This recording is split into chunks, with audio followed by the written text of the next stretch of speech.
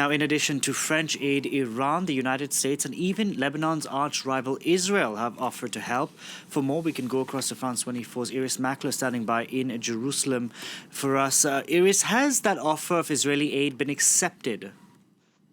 No, it hasn't. There have been a series of offers. The president, the foreign minister, the defense minister, two directors of Israeli hospitals in the north, Arabic speakers, turning in Arabic to the population of Lebanon and saying our hospitals are open for you.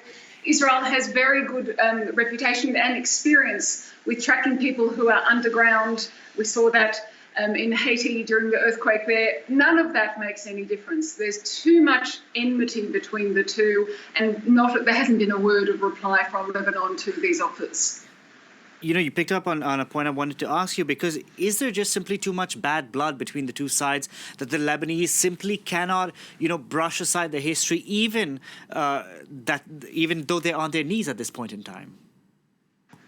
Yes, I think that's right. We can't forget that Israel was in and out of Lebanon for 20 years as an occupying army. In fact, the defense minister and the foreign minister who signed one of these offers of aid to the Lebanese are two former commanders in that occupying army. So everything is very complicated between these two neighbours.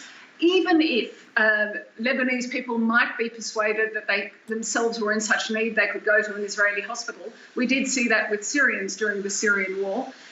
They have another problem, and that's the Islamist group Hezbollah, Lebanese, homegrown, but attached to Iran, led by Sheikh Hassan Nasrallah. He's not going to allow Lebanese to go down into Israel, for Israel to make any profit from this, since he's actually almost involved in a current crisis. He was about to make a speech tonight. That's been cancelled.